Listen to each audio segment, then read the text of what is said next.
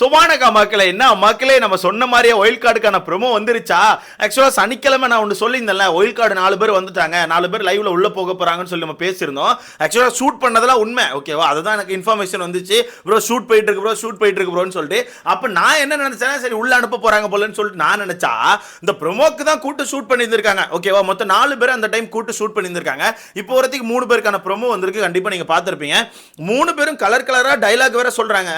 Dialogue எல்லாம் okay தான், வீட்டுக்குள்ள போயிட்டு ஆக்ஷன் காட்டுவீங்களா, இல்ல வீட்டுக்குள்ள போயிட்டு எல்லாரும் கூட சேர்ந்து மிச்சர் சாப்பிடாம இருந்தா சரிதான். அந்த வகையில் இப்போதைக்கு 3 பேருக்கான ப்ரோமோ வந்திருக்கு. மொத்தம் 4 பேருக்கு வந்து ஷூட் பண்ணதை நான் கேள்விப்பட்டிருந்தேன். அந்த 4 பேர் யார் யார் அப்படிங்கறத நான் ஃபர்ஸ்டே சொல்லிடுறேன். 1 திவ்யா கணேஷ் அவர்கள், 2வது நம்ம அமித் அவர்கள், 3வது பிரஜன் அவர்கள், 4வது சாண்ட்ரா அவர்கள், ஓகேவா? சோ சாண்ட்ராவை பொறுத்தவரை பிரஜன் அவங்களோட ஒய்ஃப், ஓகேவா? இவங்க 2 பேர் தான் கப்பிள்ஸா உள்ள போறாங்க.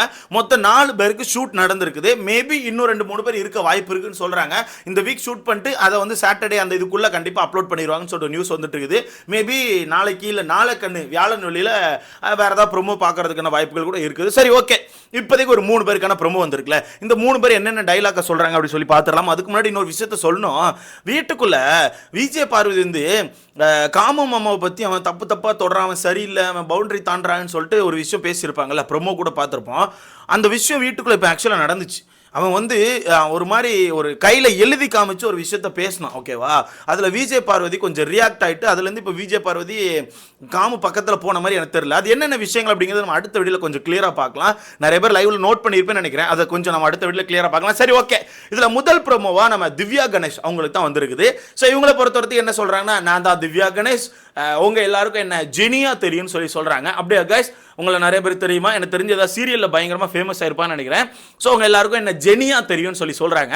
அப்போது சீரியலில் ஃபேமஸ்னால் கண்டிப்பாக அதை வச்சு ஒரு குறிப்பிட்ட சப்போர்ட் இருக்கும். அதை வச்சு 2-3 வாரங்கள் கண்டிப்பாக தப்பிச்சிருவாங்க. அதுக்குள்ளே அவங்களுக்கான கேம் வந்து பயங்கரமாக இம்ப்ரூவ் பண்ணிட்டாங்கன்னா 60-70 நாள் கண்டிப்பாக அந்த வீட்டுக்குள்ளே இருந்துருவாங்க. ஸோ அந்த இதில் மக்களை பார்த்து உங்கள் எல்லாருக்கும் என்ன ஜெனியா தெரியும்னு சொல்லி சொல்கிறாங்க. அடுத்து என்ன சொல்கிறாங்கன்னா, இந்த சீசனில் உள்ள இருக்க எல்லாருக்கான பேச்சுக்கள் ஃபயராக தான் இருக்குது. இந்த சீசனில் உள்ள இருக்க எல்லாருக்கான பேச்சு ஃபயராக இருக்குது. ஆனால் செயல் வந்து கொஞ்சம் ஜீரோவாக தான் இருக்குது. எப்படி செயல் கொஞ்சம் ஜீரோவாக தான் இருக்குது.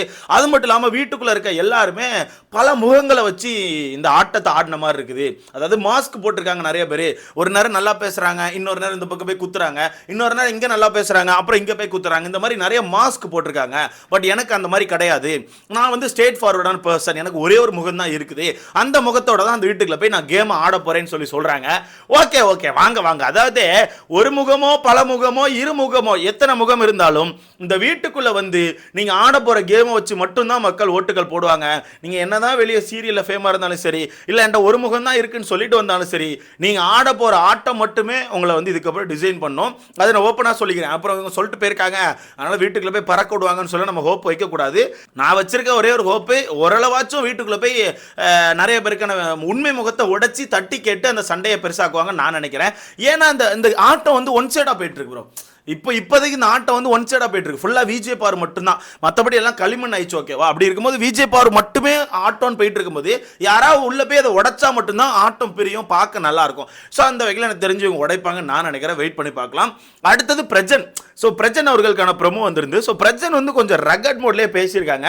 நான் கேள்விப்பட்ட வரதுக்கு பிரஜன் வந்து பயங்கரமாக சண்டை போடுவாங்க, நல்லா பேசுவாங்கன்னு சொல்லி கேள்விப்பட்டேன். 2 பேர் மேலே தான் எனக்கு நம்பிக்கை இருக்கு ப்ரோ. முன்னாடி வந்து நான் ஒருத்தர் மேலே நம்பிக்கை வச்சிருந்தேன், இப்போ 2 பேர் மேலே நம்பிக்கை வந்திருக்குது. ஏன்னா அண்ணன் ப்ரோமோல அப்படி பேசியிருக்காங்க. ஸோ பிரஜன் என்ன சொல்றாங்கன்னா, நான் இந்த சீசனோட வைல்ட் கார்டு கண்டஸ்டன்ஸ், நான் வீட்டுக்குள்ள போக போறேன். இந்த வீட்டுக்குள்ள பல பேருக்கு மரியாதைன்னா என்னன்னே தெரியல. எப்படி இந்த வீட்டுக்குள்ள இருக்க யாருக்குமே மரியாதை என்னன்னு தெரியல, நாவடக்கம் இல்லை அப்படிங்கிறாங்க. அதாவது பேச்சு டப்பு டப்புன்னு வார்த்தையை விட்டுறாங்க. நாவடக்கம் அப்படிங்கிறது இல்லை, ப்ராப்பரான ரெஸ்பெக்ட் அப்படிங்கிறது என்னன்னே அவங்களுக்கு தெரியல. ஸோ நான் இந்த வீட்டுக்குள்ள போயிட்டு எல்லாருக்கான மாஸ்கை கிளின்னு கிளிக்க போறேன்னு சொல்லிட்டு அண்ணன் டைலாக் விடுறாங்க. டைலாக் நல்லா இருக்கு, கேட்க சூப்பராக இருக்கு. அதே மாதிரி உள்ள போயிட்டு மரியாதை கொடுக்காதவங்கலாம் பிடிச்சி சாத்தினீங்கனாலே ஆட்டோமேட்டிக்காக உங்களுக்கு சப்போர்ட் வந்துடும். சிம்பிளாக சொல்லிட்டா ப்ரோ. இப்போ வந்து மக்கள் வந்து பெருசாக யார் மேலேயுமே ஒரு நம்பிக்கை வச்சு இவங்க டைட்டில் வின்னர் ஆகணும், இவங்க தான் கண்டிப்பாக டைட்டில் வின்னர் ஆகணும் அப்படின்ற மாதிரிலாம் இந்த சீசனை யாருமே பார்க்கல, ஓகேவா? இந்த சீசனை இப்போ பார்த்துட்டு இருக்குது. எல்லா வருஷமுமே ஒரு 3 மாதம் மக்களுக்கு ஒரு என்டர்டைன்மெண்ட் இருக்கும், அதுதான் பிக் பாஸ், ஓகேவா? அந்த வகையில் திருப்பி இந்த சீசனையும் சும்மா பார்த்துட்டு இருக்காங்க. மற்றபடி யார் மேலேயுமே எமோஷனலி ஒரு கனெக்ட் வச்சு ஒரு பாண்டை கிரியேட் பண்ணிலாம் மக்கள் வந்து சப்போர்ட் கொடுத்து இந்த சீசனை பார்க்கல.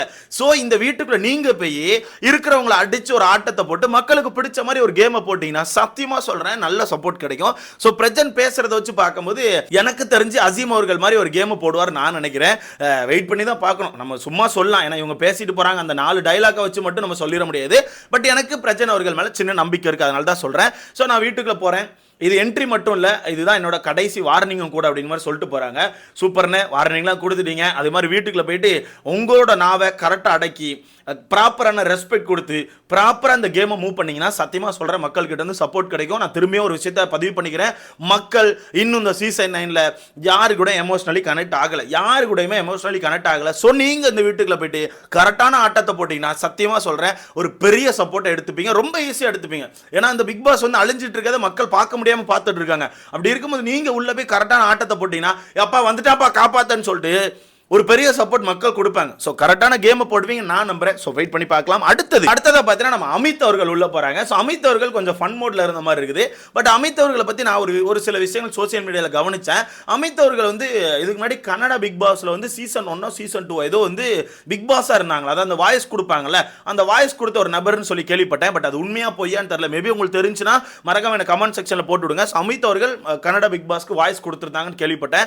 அப்படி ஒருவேளை அந்த விஷயம் உண்மையா இருந்துச்சுன்னா என்னால் ஒரு விஷயத்த உறுதியாக சொல்ல முடியும், அமித் அவர்களுக்கு இந்த கேமை எப்படி விளையாடணும் அப்படிங்கிற விஷயம் கண்டிப்பாக தெரியும். ஏன்னா பிக் பாஸ்க்கு வாய்ஸ் கொடுத்துருக்காங்கன்னா அந்த வீட்டில் எப்படி கேம் விளாடுறாங்க, என்ன மாதிரி ரூல்ஸை கரெக்டாக ஃபாலோ பண்ணுறாங்க, இவங்க என்ன மாதிரி ரூல்ஸை எடுத்து வைப்பாங்க, அண்ட் என்ன மாதிரி விஷயங்களை வச்சா அந்த விஷயங்கள் வெளியே வரும், இந்த மாதிரி விஷயங்கள் கண்டிப்பாக அவங்களுக்கு தெரிஞ்சிருக்கும்.